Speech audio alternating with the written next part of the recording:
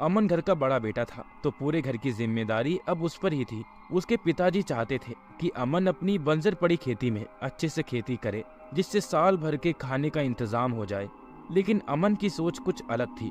वो इन सब खेती बाड़ी में फंसकर नहीं रहना चाहता था, उसे आगे बढ़ना था। अमन पढ़ाई में तो बहुत होशियार था, लेकिन आगे की पढ़ाई के लिए उसके पिताजी के पास पैसे नहीं थे। इस वजह से 12वीं के बाद उसकी पढ़ाई छूट गई थी। घर पर पैसे की कमी हो रही थी, इसीलिए अमन ने पास वाले शहर में जाकर किसी दुकान पर काम करने की सोची। अगले ही दिन अमन शहर गया और उसे खाद, बीज और रसायन की बड़ी दुकान पर काम भी मिल गया और उसने अगले ही दिन से काम पर जाना शुरू किया। कुछ महीनों तक तो सब अच्छा चलता रहा। पैसे बचाने के लिए अमन रोज सुबह उसके गांव से 2 किलोमीटर दूर शहर के बीच वाले रास्ते से चलता हुआ जाता था और शाम को उसके कुछ पहचान वालों के साथ चलते हुए घर आ जाता था। अब घर में थोड़ा बहुत पैसा भी आने लगा था, लेकिन वो कहते हैं ना, इंसान को उसका लालच कभी कभी भारी पड़ जाता है। ठीक कुछ ऐसा ही हुआ अमन के साथ भी। बरसात का मौसम शुरू हो गया था, जिसकी वजह से खाद की दुकानों पर रोज भीड़ बढ़ने लगी थी और दिन में दुकान का हिसाब किताब और माल चेक करने का काम बाकी रह जाता था। दुकान मालिक ने रात को 12 बजे तक जो काम करेगा उसे दुगनी तनख्वाह देने का ऐलान किया, तो अमन तुरंत मान गया उस काम के लिए। अमन अब एक उलझन में फंस गया था। भले ही उसने काम करने के लिए हाँ कह दिया था, लेकिन फिर रात को तो उसे अकेले ही जंगल के रास्ते से चलकर जाना पड़ेगा और उसने लोगों से ऐसी बहुत सी बातें सुनी थी कि उस रास्ते में बहुत लोगों ने भूत देखा है। लेकिन अब उसने मालिक से काम करने के लिए हाँ कह दिया था और अब ऐन मौके पर वो मना कर देगा तो उसकी नौकरी भी जा सकती है। अमन को कुछ समझ नहीं आ रहा था कि क्या करे। वो बस दुकान में कुर्सी पर बैठे सोचे जा रहा था। फिर उसने निर्णय लिया कि कुछ भी हो जाए वो रात को यहाँ काम खत्म करके ही घर जाएगा। उसने अपने गांव के एक आदमी के पास वो आज देर से घर आएगा ये अपने घर पर बताने के लिए कहा और काम पर जुट गया। वैसे भी जंगल आधा कटा हुआ था और अब उसमें कोई जंगली जानवर भी नहीं बचे थे। ये सब इंसान की ही करनी थी। फिर भी भूत के नाम से उस जंगल से रात को जाने में हर कोई डरता रहा, लेकिन अमन वहां से जाने की हिम्मत करने वाला था।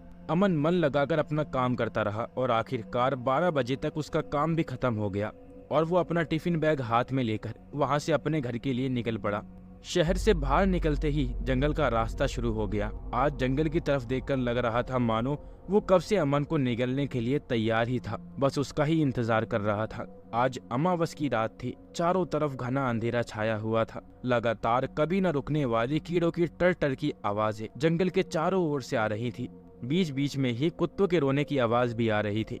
कभी पेड़ के पत्तियों की आवाज आ रही थी। जंगल के इस सन्नाटे को देख लग रहा था कि ये कोई तूफान आने से पहले का सन्नाटा है। जंगल का ये सन्नाटा अमन को अब बेचैन कर रहा था। अमन ईश्वर का नाम लेकर जल्दी जल्दी चल रहा था और मन ही मन उसे अपने फैसले पर गुस्सा भी आ रहा था कि उसने क्यों रात में रुकने के लिए हाँ कर दिया। खैर अमन ईश्वर का नाम लेकर चले ही जा रहा था। अब वो जंगल के बीचों बीच जहाँ पर एक बहुत बड़ा बरगद का पेड़ था वहाँ तक आ गया था, लेकिन अचानक ही साफ मौसम ने अपना रुख बदल लिया और आसमान में घने काले बादल छाने लगे। हवाएं तेज चलने लगी। कुत्तों की रोने की आवाज भी तेज हो रही थी, मानो वो बताना चाह रहे हों कि संकट अब आ चुका है, जल्दी भागो यहाँ से। अमन डरकर वहाँ से भागता उससे पहले तेज मूसलाधार बारिश शुरू हो गई। अमन ने अभी एक अच्छी जगह रुकने का सोचा।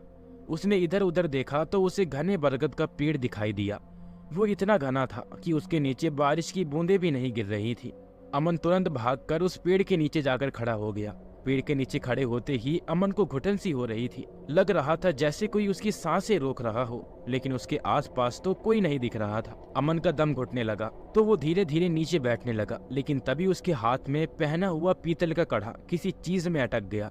लेकिन अमन को ठीक से सांस न ले पाने की वजह से बहुत दर्द हो रहा था, इसलिए उसने तुरंत अपना हाथ खींच लिया। लेकिन उसके हाथ खींचते ही आसमान में तेज बिजली कड़की और वातावरण और भी ज्यादा डरावना हो गया। बारिश के साथ साथ अब तूफान भी आ गया था। अमन को अब वहां रुकने में डर लग रहा था। वो जैसे तैसे वहां से उठा और भागने लगा। थोड़ी देर में अचानक ही बारिश भी रुक गई और मौसम भी एकदम साफ हो गया, तो अमन की भागने की गति भी थोड़ी कम हो गई। अमन अब तेज कदमों से चल रहा था। अचानक ही उसे सामने एक धुंधली सी सफेद आकृति दिखने लगी। अमन उसे देखने के लिए आगे बढ़ने लगा। वो धीरे धीरे आगे बढ़ा तो वहाँ एक आदमी खड़ा दिखा। इतनी रात को यहाँ पर आदमी देख अमन की खुशी का ठिकाना न रहा और वह भागकर उसके पास गया। नमस्ते, आप हो कौन और इतनी रात गए यहाँ पर क्या कर रहे हैं? अमन ने उस आदमी के साथ चलते हुए कहा। अमन ने उस आदमी के चेहरे को ठीक से देखा तो उसे कुछ जाना पहचाना लग रहा था, लेकिन उसे याद नहीं आ रहा था। काले रंग का सर्द चेहरे वाला आदमी उस काली रात में और भी डरावना लग रहा था। उस आदमी ने बिना किसी भाव के कहा, मैं सामने वाले गांव में रहता हूँ और आज काम से देरी हो गई मुझे घर जाने के लिए और बारिश शुरू हो गई, इसीलिए रुका हुआ था। तुम बताओ तुम कौन हो? अरे वाह, ये तो बहुत अच्छी बात है। मेरा नाम अमन है और मैं भी सामने वाले गांव में ही रहता हूँ। मैं यही सोच रहा था कि आप कुछ जाने पहचाने लग रहे हो, शायद मैंने आपको गांव में ही देख लिया होगा। अमन ने मुस्कुराते हुए कहा, लेकिन अभी भी उस आदमी का चेहरा शांत ही था। मैं अकेला जाता हूँ रोज यहाँ से गांव की तरफ, क्या तुम मेरे दोस्त बनना चाहोगी? अचानक ही उस आदमी ने सर्द चेहरे से कहा, जो उसे बड़ा अजीब लगा। लेकिन अमन को भी साथ चाहिए था किसी का, इसीलिए वो तुरंत मान गया और खुशी से हाथ मिलाने के लिए उसका हाथ अपने हाथ में ले लिया। लेकिन जिस गति से उसने हाथ में हाथ मिलाया था उसी गति से छोड़ भी दिया।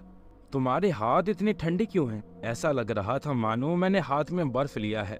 अमन ने उसे अजीब नजरों से देखते हुए पूछा। वो थोड़ी देर पहले बारिश में भीग गया था, शायद उस वजह से हुआ होगा। उस आदमी ने कहा, अरे हाँ, मैं तो भूल ही गया था बारिश के बारे में। अमन ने कहा। अमन को अभी भी वो आदमी बहुत अजीब लग रहा था। अमन को बारिश में भीगने से जितनी ठंड नहीं लग रही थी, उससे कई ज्यादा ठंड उस आदमी के करीबी से लग रही थी, इसीलिए वह उससे थोड़ा और दूर होकर चलने लगा। वैसे तुम्हारा नाम क्या है? अमन ने पूछा। मेरा नाम मोहन है। मोहन काले है, मोहन ने सर्द लहजे में जवाब दिया। अच्छा नाम है, मेरा कई बार सुना हुआ लग रहा है, लेकिन याद नहीं आ रहा। अमन ने अपने दिमाग पर जोर डालते हुए कहा, तुम मेरे दोस्त बन गए हो, तो क्या तुम मेरी किसी चीज में मदद करोगे? मोहन ने सामने देखते हुए पूछा। हाँ, सीधी बात है, अब दोस्त बन गए हैं तो दोस्ती में मेरा फर्ज बनता है कि अगर मेरा दोस्त किसी मुश्किल में फंसा हो तो मैं उसकी मदद करूंगा। मोहन ने कहा, ठीक है, लेकिन अब इस बात से पीछे मत मुकर जाना। हाँ दोस्त, बिल्कुल, ये मेरा पक्का वादा रहा। अमन ने उसका हाथ पकड़ते हुए कहा, लेकिन हाथ बर्फ की तरह ठंडा होने की वजह से उसने तुरंत छोड़ दिया। दोनों बातें करते करते गांव की सीमा के पास पहुंच रहे थे।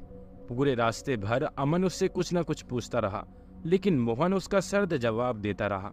अमन ने नजर उठाकर सामने देखा तो उसे उसके पिताजी दिखाई दिए। देर होने की वजह से उसे ही लेने के लिए घर से निकले थे। वो मोहन से बात करते हुए उनकी तरफ बढ़ रहा था और हाथ दिखाकर बता रहा था कि वो मेरे पिताजी हैं। दूर खड़े उसके पिताजी उसे बड़ी अजीब नजरों से घूर रहे थे।